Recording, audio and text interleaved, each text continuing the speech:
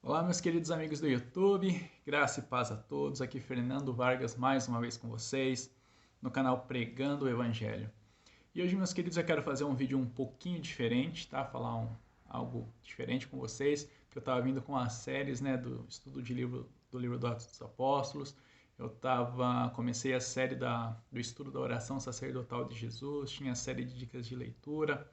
Enfim, hoje eu quero trazer um vídeo diferente para uma reflexão, para uma meditação, que eu estava conversando com um amigo e ele, pelo trabalho dele, ele tem contato com muitas pessoas e ele está vendo até mais do que eu, né? Apesar eu só vejo pelas notícias, né, pelas informações que chegam, o número de pessoas que estão amedrontadas com tudo isso que a gente está vivendo, o número de pessoas que estão ficando com depressão, e eu tenho visto as informações, nós temos visto que o número de casos de depressão tem aumentado, o número de suicídios também tem aumentado bastante nesse tempo de isolamento social, de pandemia. Por quê, queridos? Porque o medo se instaurou na nossa sociedade, e isso no mundo todo. Então, incertezas quanto o que vai ser do nosso amanhã, o que vai ser da nossa saúde, o que vai ser da economia. Então, todas essas coisas têm trazido medo à sociedade e aumentado, então, como eu disse, casos de depressão, de suicídio, não é? Todas essas incertezas. E eu quero trazer uma reflexão sobre isso com vocês. Tem uma frase atribuída a C.S. Lewis, eu tenho vários livros deles aqui, mas ainda não cheguei para ver se em algum desses livros está essa frase, mas eu vi que ele é atribuída a ele, que diz que o sofrimento é o megafone de Deus a uma humanidade ensurdecida. Então, meus queridos, diante de tudo isso que a gente está vivendo, diante de todas essas incertezas, eu quero aqui, vou intitular esse vídeo com esse nome: Só há uma esperança para o mundo. E é sobre essa esperança que eu quero falar. Mas, antes de falar dessa esperança, eu vou fundamentar isso que eu estou dizendo com vocês nas Escrituras Sagradas, né?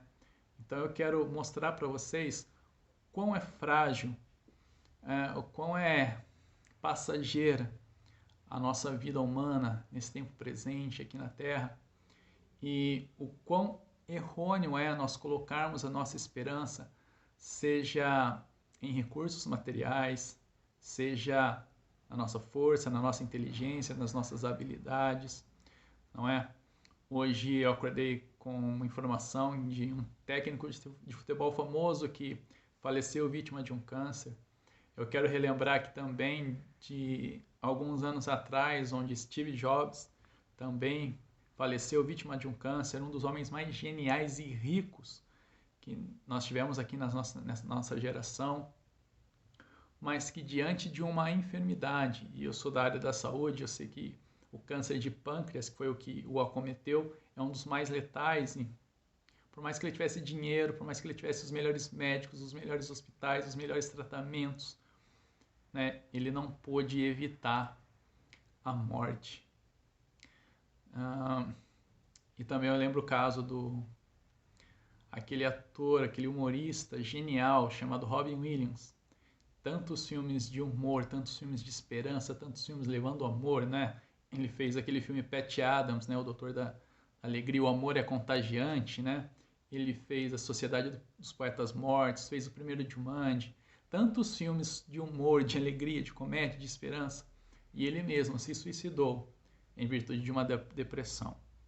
Então eu vou reforçar aqui agora com vocês a nossa fragilidade. Então eu vou falar da verdadeira esperança que nós podemos ter nesse mundo, seja num tempo de pandemia, seja num tempo de isolamento social, ou seja em qualquer momento das nossas vidas.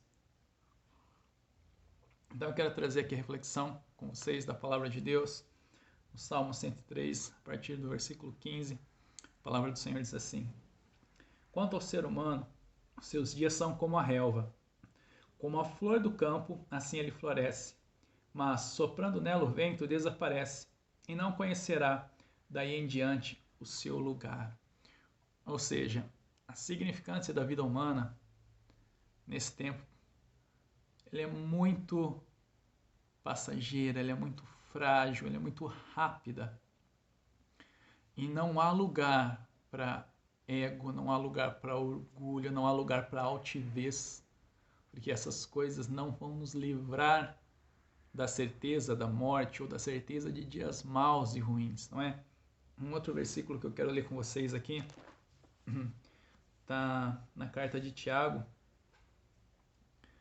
no capítulo 4, a partir do versículo 13, diz assim: escutem agora vocês que dizem: hoje ou amanhã iremos para tal cidade, e lá passaremos um ano, e faremos negócios e teremos lucros.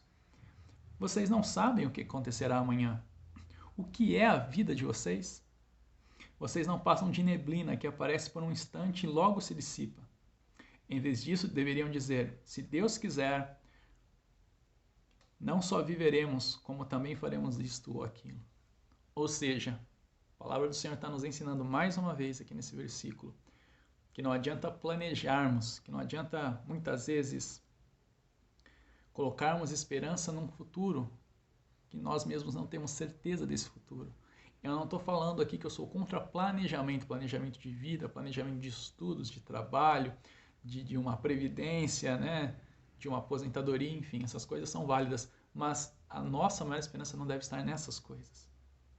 A nossa esperança deve estar no Senhor, porque o final aqui mesmo diz, né? Vocês deveriam dizer: se Deus quiser, não só viveremos e também faremos isso ou aquilo, porque Deus é soberano, porque Ele é que detém o controle de todas as coisas, de toda a história da humanidade, da história das nossas vidas.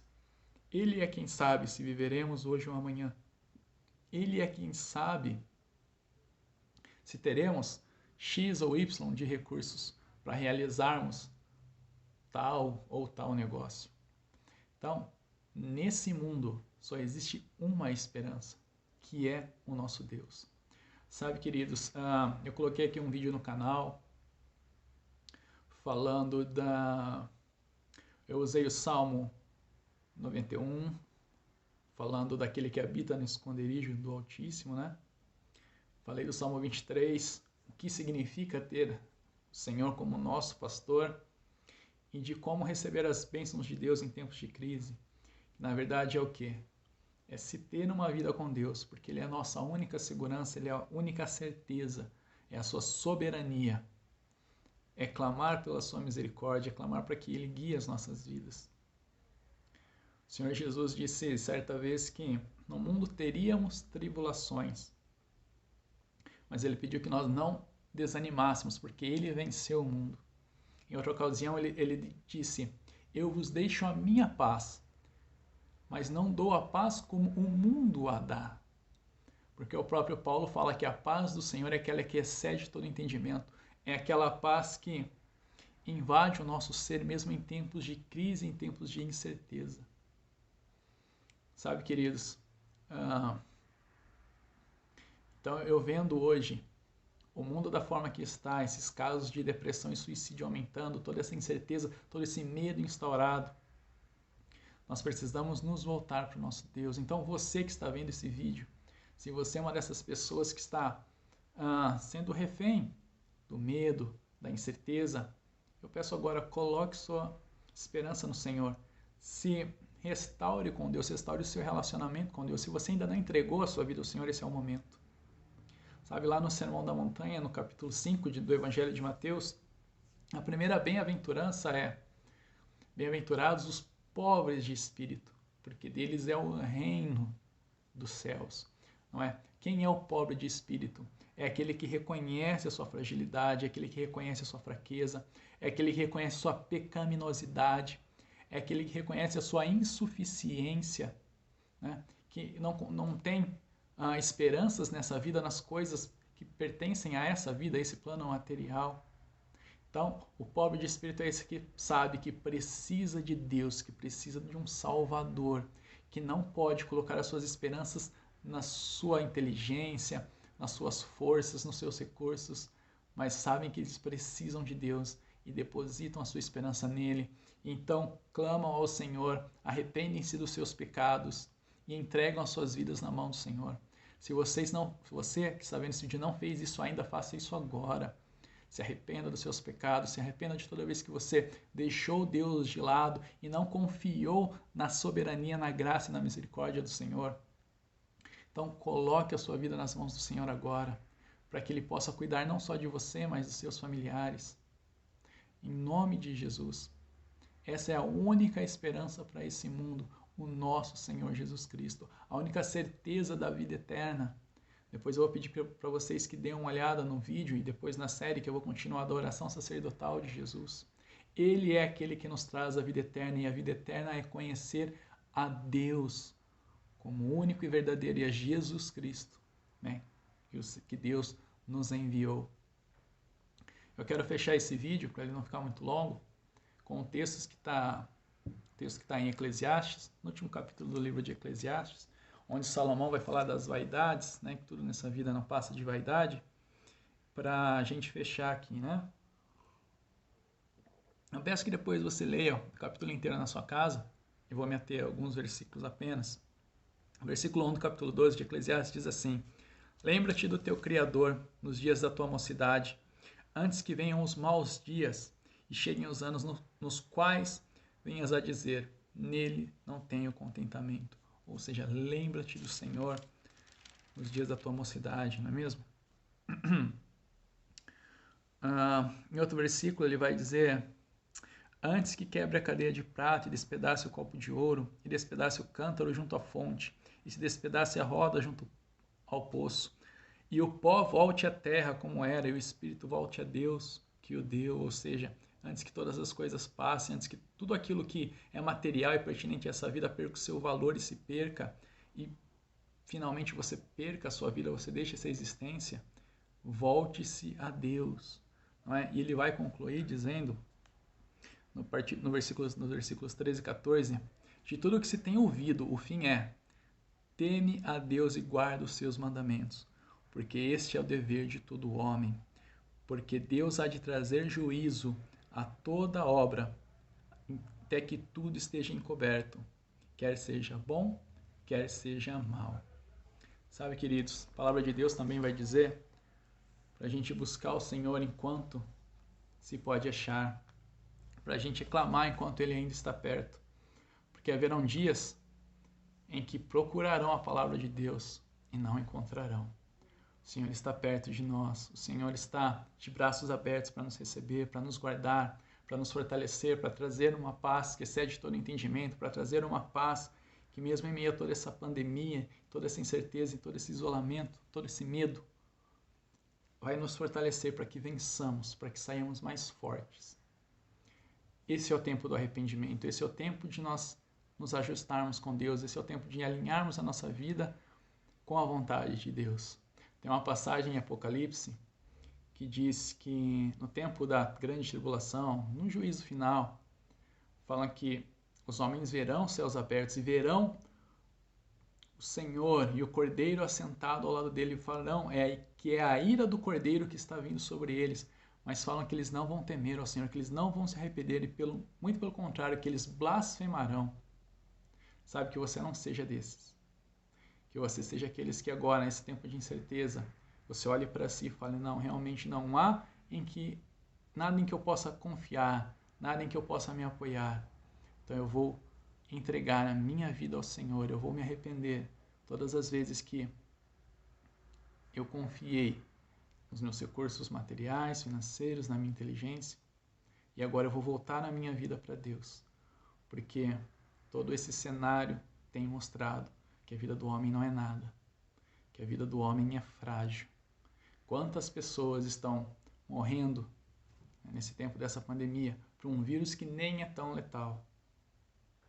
Eu acredito que quando tudo isso passar, e entre aspas tudo voltar ao normal, porque eu creio que normal como estava antes, eu creio que não vai voltar, que nós possamos depositar a nossa esperança na pessoa certa, que é o nosso Senhor Jesus.